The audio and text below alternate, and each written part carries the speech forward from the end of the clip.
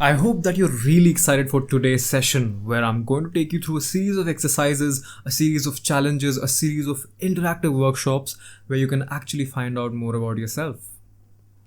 And today, we are going to talk about how you can find your passion and turn that into your profession. From what you love to what you do. Now, how do we understand what we are passionate about? How do we understand what we are really here on this planet for?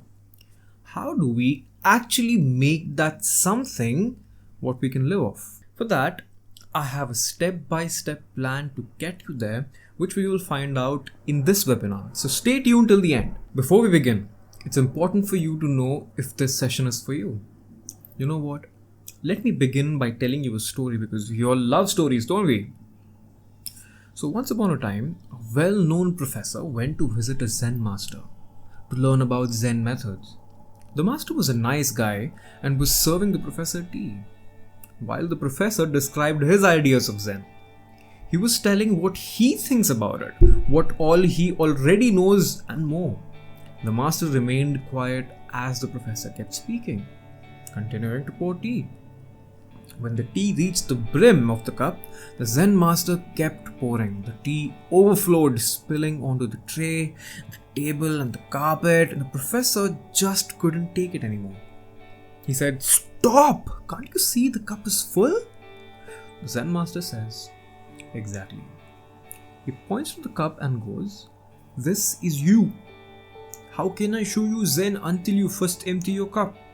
I don't know why I thought this is the Chinese accent of the Zen master, but he said something like that. So the first thing we need for you to do is to empty your cups and be open-minded. This session is not for you if you're not open-minded. Next, if you prefer conventional ideas and thinking, I'm going to present a lot of unconventional ideas and things you might not have heard before. So again, you've got to be open-minded to that. You like being spoon-fed. No, I'm going to give you a few suggestions, a few techniques, and you got to apply them on your own.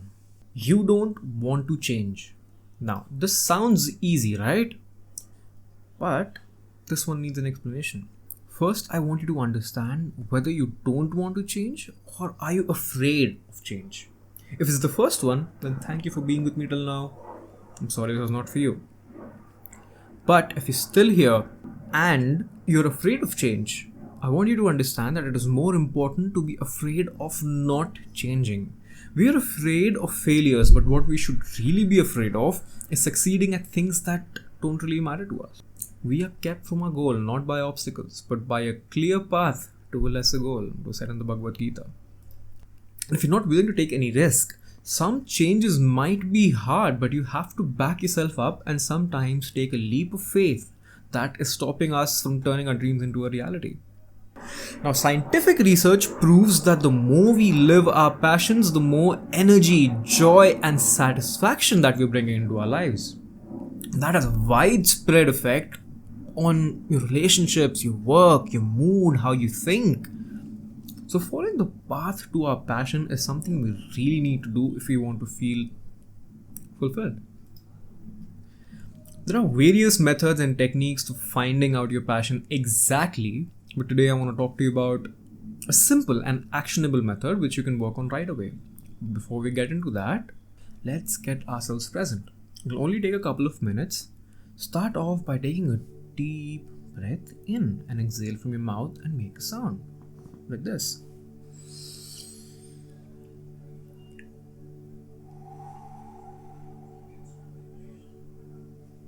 Do it again. Take another deep breath in. Exhale from your mouth.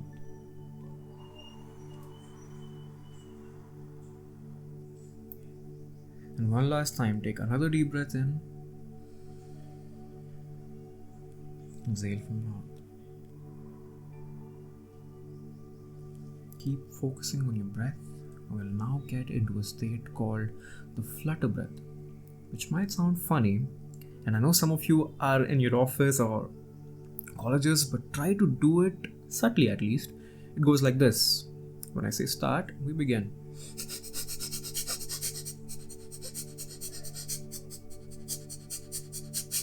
Okay? Let's start.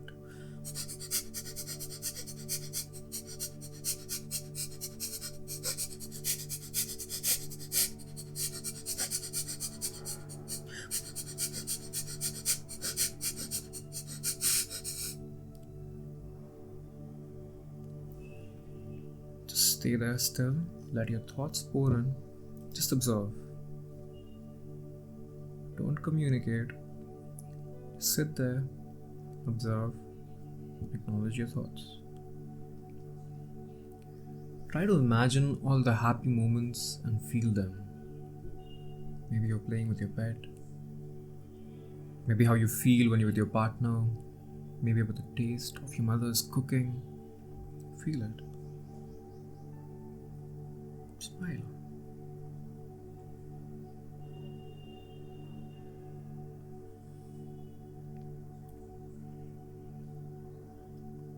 I don't know what I thought about. Well, I thought about traveling to these hills, just watching over the view. So beautiful. Your energy is now out there. It's there in the universe. Drop that thought and let go of it completely. Slowly come back to this moment. Breathe in and exhale. Breathe in and exhale. Rub your palms. Put them over your eyes. Just slightly open them.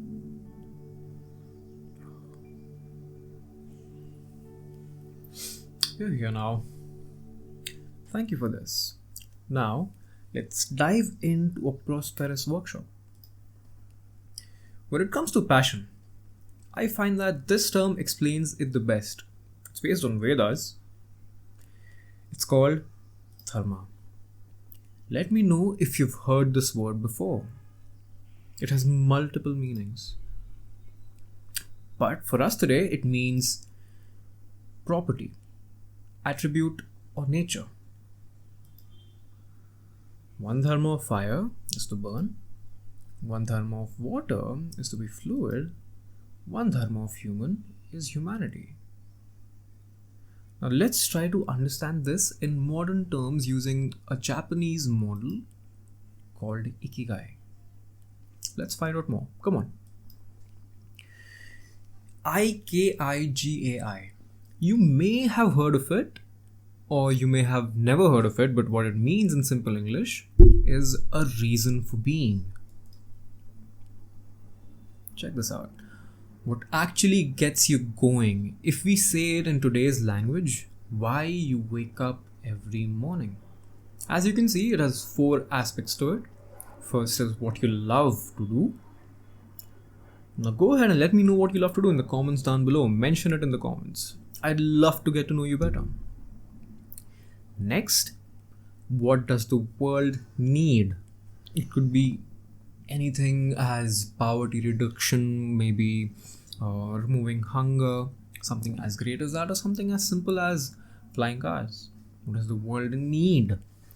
What can you get paid for? So maybe you love to sing.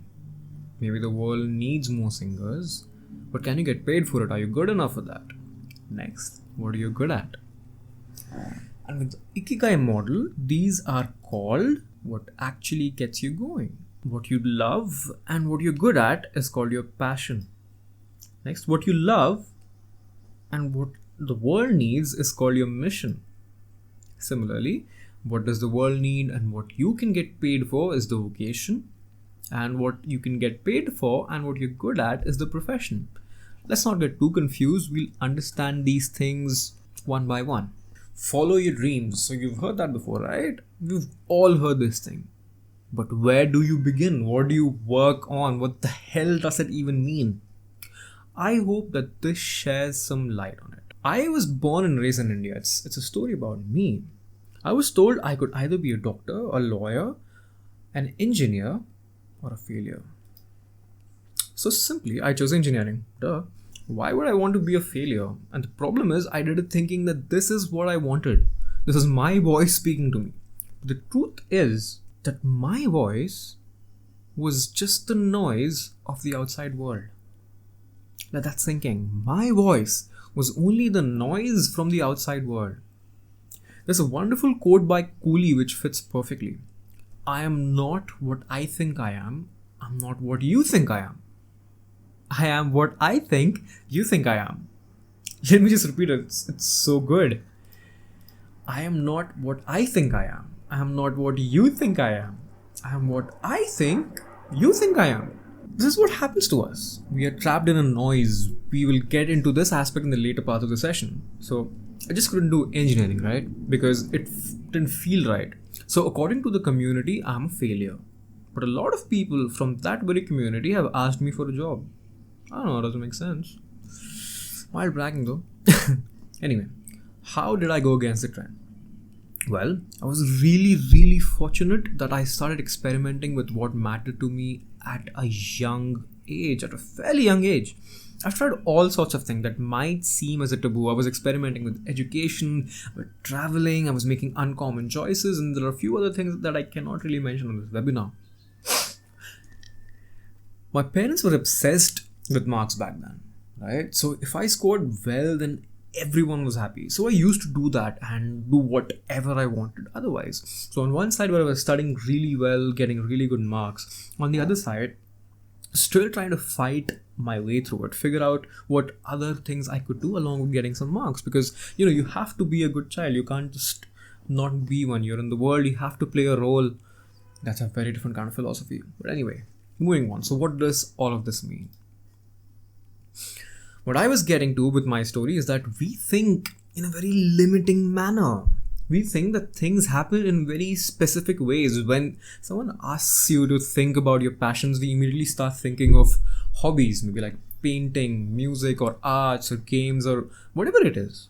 We start thinking of set boxes, more like cages. Now, I won't blame you or anyone for this, because since the beginning we've been trained to think that everything comes in packages or boxes. We think of our passions or careers or life itself as a box. But the fascinating thing about passion is that our passions are more of our environments that we excel in. When we can focus deeply, when we lose track of time, when we are making a change, it's an environment altogether. If we think about how we are actually designed, then passion means what we are in nature. All of the different things coming together that mean you can thrive there. So your passion is the environment. It does not have to be one single thing. This is my wallpaper right now, and it has been so since the 1st of April. Funny date, but who was I fooling? This changed my life. I'll just add a link so that you can download it later. Let's do a quick activity right now, and I want you to draw something for me. I'll tell you what in a bit.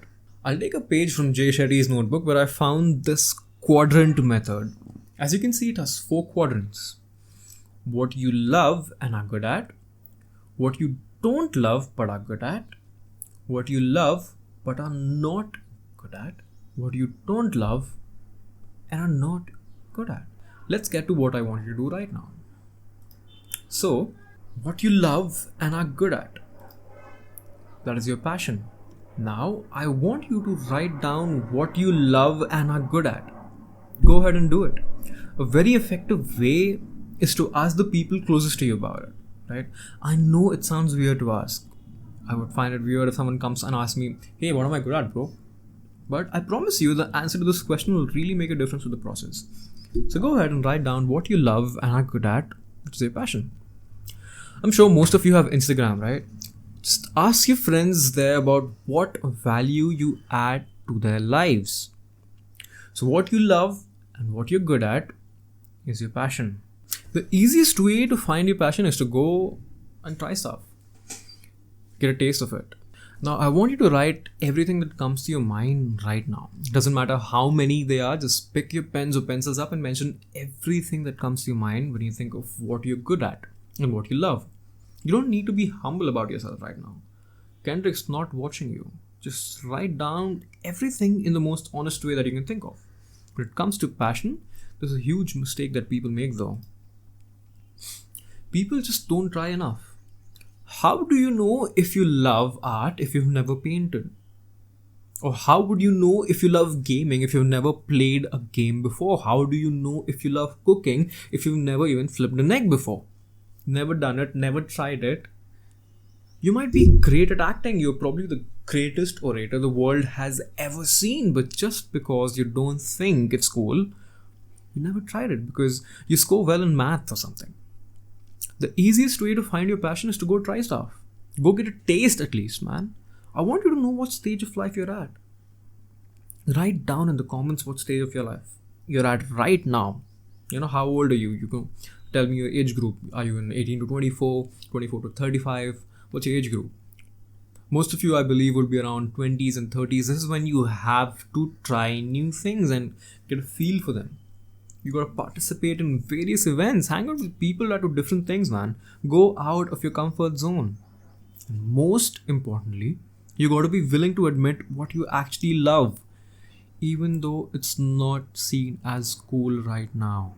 That is super important. Moving on. Hope we have a passion figured out. So this is what you love and what you're good at. Next, what pays the bills, what you don't love and are good at. Now, I want you to write down about what you don't love and are good at. This is something that you use to pay the bills. I'll try to explain with a few personal examples as to what they mean.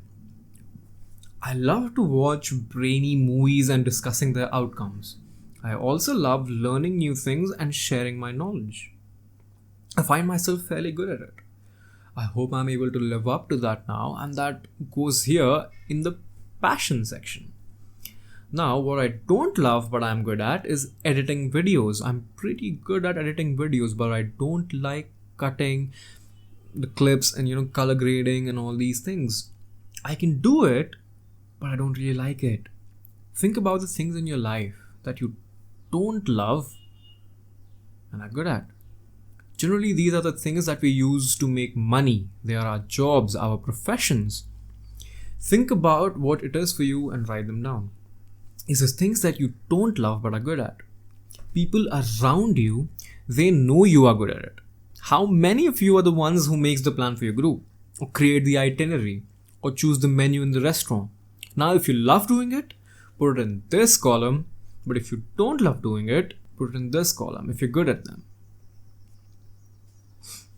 I hope you're able to follow and it's making sense. I hope you're here right now with me. Make sure you're doing this exercise as we go through. Now, the third area we'll focus on is what you love and are not good at. What do you love learning? What are you always open to finding out more about, but you're not quite there yet? Maybe not an expert, or you lack the skills for it. You're still somewhat an amateur. This is your potential. It's something that if given resources, you'd absolutely kill it. You could go all in and go berserk and be the best ever. You could never lose energy while doing those things. Write that down in this column. I could add tons to this section. I love to travel, discover new places and experience new things. Like if you put me in a city I've never been to before, I'll be able to describe the city better than most tour guides within a couple of weeks. That's something that I absolutely enjoy. What I like learning about, what brings me joy. I'm an experience junkie in a way. In the past, I've had things in this category that are now at the core of what I do. So this is your potential. What do you love but are not good at for now? Focus on for now because you love it. You have the zeal and the will, but you're just not quite there yet. And finally, the least urgent but somewhat important quadrant. What do you not love and are not good at? It sounds kind of funny when I say it, but hear me out. We all do these. They are the daily tasks that we all have to do. Stuff like doing the dishes, preparing your meals and stuff, and it all goes in this quadrant. If you don't like it and are not good at it. Now, the interesting thing about this is that we tend to spend most of our life in these spaces. with things we don't love and are not good at, or what we don't love and are not good at, our jobs, our daily chores, etc. Now, I know it's practically not possible to immediately quit everything that you're doing right now from these two to these two. I know it feels daunting, but all I am saying is that we have to shift focus and increase the time that we spend on our passions and potential. Give these two more priority. They deserve more time and more energy, and we have to somehow find that. We need to create it if we want to live in a life full of fulfillment. These two are what we have to do, and these two are what we want to do and love to do. And these will drive the happiness and fulfillment in our lives. So I want you to identify these things. One reason why we never really give time to them is because we pretty much don't know what they are. Just by identifying them, we are giving ourselves the opportunity to work on them. So again, focus on these two, not these two. Let's talk about the most common problems that people have. Or at least, this is what I get asked a lot when it's about their passion. I am not qualified enough. Well, most people aren't. Let's think about what a qualification actually is. It's a group of people funded by another group of people who you pay, who get to decide whether you are fit according to their standards. Now, this might seem as an egoistic way of looking at it, and to be honest with you, it is a 20% egoistic way and 80% truth. If I tell you that a group of people will decide whether you get to watch Netflix for the rest of your life or not, you will lose your mind. But when I tell you that a group of people decide what work you will do for the rest of your life, you think it's better that way. Qualification is a measure of your literacy, not necessarily your education or experience. Let me repeat that. Qualification is a measure of your literacy, not necessarily your education or experience. I don't know where to find the right kind of people. Social media, man. You literally have access to billions of people in an instant. Find the right forums and networks online who share your ideas and thoughts and can help you spread it. For example, if you're a singer, find a local band online and collaborate with them. I don't know what to do next. Well, just think about what you can do tomorrow. Just think of 3 things, if not more. Projects or organizations you can get connected with, people you can reach out to, skills you can work on. People, skills, and projects. Start thinking about those now and you can take it from there. I hope this makes sense now. Most of these are just common excuses, not problems. Let's do a thought experiment. Think about this right now. Fast forward where you are. Look at yourself in 10, 20, 30 years time and ask yourself this question. Is that where I want to be? And if the answer is no, then you need to find a new path. Give it time. Think about it. Where do you want to be in 10 years? Just picture yourself with the way you're going right now. Where are you in 10 years? Is that where you want to be? If the answer is no, we need a new path. Now, what does this tell us? It all boils down to one thing, and it's super important. My friends and I talk about it all the time. It's self-awareness. If you have this working for you, you can avoid a lot of frustrations and nail down on the clarity aspect of your passion, which is vital. I'm going to post a question and you can answer it here. How do you make your decisions? Let me know in the comments below. Knowing how to differentiate the voices in your head is the first step towards self-awareness. There are 2 aspects to it. What is referred to as the mind and the intellect in our Vedas. According to modern science, we will refer to them as System 1 and System 2. Also, if you've read Thinking Fast and Slow, you'll know what I'm talking about. Now, the System 1 is your initial reaction. It's your first response. If someone tells you something you don't like, you make a face or maybe you snark. That's your default reaction. It can be a good thing too. Like if someone pulls out a knife on you, you feel scared and you run. that is system one. It's safe for you. But also, if someone says something that affects your ego and you get defensive, that's the negative side of it. It's based on conditioning. Those reactions are somewhat conditioned. They are a result of habit and repeated practice. This is like the child. It wants everything and it wants it right now. Now, where the mind is the child, the intellect or the system 2 is the parent. It focuses on the long term or the bigger picture. It takes all information into consideration and processes it. It puts your default state through a series of inner algorithms to make a decision. This is what can differentiate between what you want and what you need. Now, just being able to differentiate between these different voices inside our heads is a great place to become self-aware.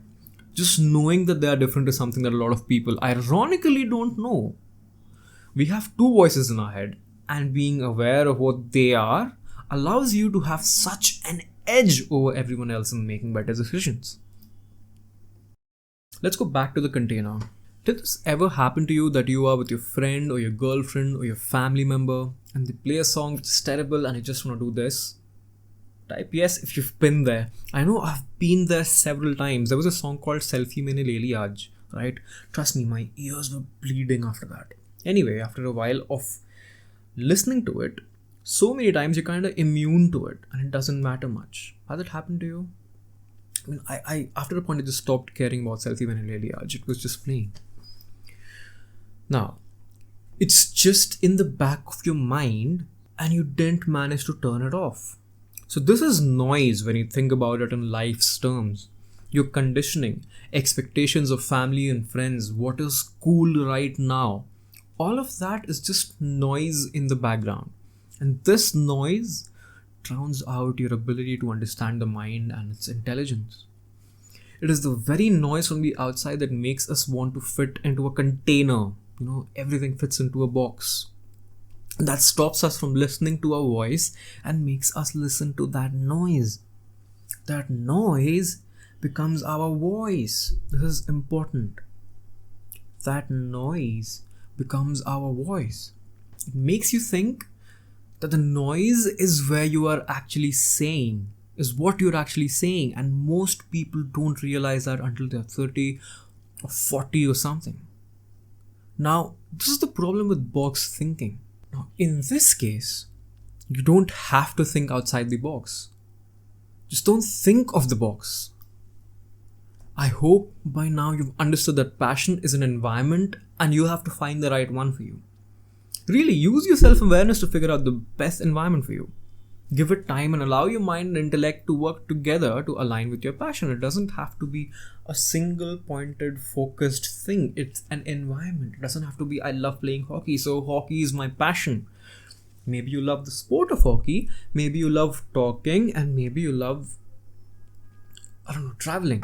So you become a hockey journalist. You got to understand what all you like and then blend it all to find your real passion. Let's do a clarity boosting exercise. I have this question that will really boost your clarity and enable you to take action. What would you tell yourself if you could go back in time? Think of it and write them down. The most common answer to this is I would tell myself that go out there and practice so and so, or I would tell myself to start right now. It's stuff that people didn't do. Stuff that either should have started or didn't continue, and that's deeply listening into someone's voice. Your answer to this is a real insight into your own psyche. It means so much more than just what do you enjoy, what's your passion. It's hard to answer it that way, especially if your voice is now the noise. So this question, you really need to answer it, and this will really help you in figuring out a lot of things about your own self. I want to leave you with an insightful way to look at things. How would you divide the time you spend on these things? Things you're good at, things you're average at, and things you're bad at. Is it 33.3 in all these things? Is it 50% on what you're good at, 25% on what you're average at, 25% on what you're bad at? Or is it 20% of your time on what you're good at, because you're already good at it, why would you need to spend more time? When you're average at it, you're probably not interested in it, so why spend more time? But you want to hone your skills, the things you're bad at. Maybe you can't speak properly, maybe you can't write properly, so you spend most of your time on improving what you're bad at. Or you spend 80% of your time on what you're good at. I don't know, why would you do that? Or 10% on what you're average at and 10% on what you're bad at. You're not improving your bad skills. These are the choices that most people make, and this is because of what we've been taught in school. If you're weak in a subject, study hard to score in that rather than if you're good at something else. Work more to sharpen that skill. And this is fundamentally so wrong that it pushed several people into depression. The right answer is this one, 80-10-10. Yeah, there is a right answer. It is right because it's called the 80-20 principle or the Pareto principle. The people that you and I look up to today, like Elon Musk, Jeff Bezos, Oprah, Gary Vee, they're spending all the time in what they're good at. They're going all in on what they love. If you focus on what you're bad at, you'll only ever end up being average. Look at this. If you focus on this aspect, you'll end up being this. If you focus on this aspect, you'll end up being this. Imagine what will happen if you focus more on this. But if you focus on what you're already good at, then you have a real chance at fulfilling your dreams. So focus on those two quadrants. Remember the two quadrants that we need to focus on right now. What you love and are good at, and what you love but are not good at. Your passion and your potential. Okay, what after I figured out my passion, Sid? Easy. If you want to start immediately, then do exactly as the leaders in your field are doing and learn along the way. It's super simple. If you want to be a photographer, check out Brandon Waffle or Peter McKinnon and emulate their methods. Just do exactly what they're doing. Now, you may not have the resources, but find out how they started and do exactly that until you're confident in your abilities. If you have a unique idea which no one has ever thought of, then what? Well, in that case, every person out there is unique in their own way, but they all have patterns which we can follow. The pattern which we now follow is school, college, job, die. Instead, what we can do is learn, grow, live. And this makes your contribution timeless. Albert Einstein's contributions are remembered, and even someone who built your closest spark is remembered. What matters is, what do you want to be remembered for? Think about this and work on it. And before you think that I forgot about the surprise, here it is. Now this is something really special. No one ever does this. I'm offering you the chance to learn all my methods and skills which have come from years of training, being mentored, failure, success. All this to help you get from where you are right now to where you want to be. Plus, you won't have to pay a single penny until you start making money from your passion. It's a win-win. If you are interested, let me know in the comments down below. I will be sending you a sign-up link for that where you can sign up, fill in your details, and you'll be put through a screening test, and I can find out whether you're cut from the same cloth as I am and whether I can contribute positively to your life. Basically, if you're a right fit for the program. Because this is a matter of my pride and I hate failing. I'd love to answer any questions about anything that you need help with related to your passion. Thank you for being part of this workshop. It was incredible. I felt wonderful doing this. I'm grateful for your time and I apologize for the fumbles and the mistakes. I'm just starting out with this format and I hope you can forgive me if I wasn't able to live up to all your expectations. But that doesn't mean that I will give up. I will appreciate if you could leave your feedback in the comment section and share this with your friends and family and tag me on your stories and posts. I'd love to see what kind of impact it had on you and what difference it is bringing to your lives. I'll see you soon.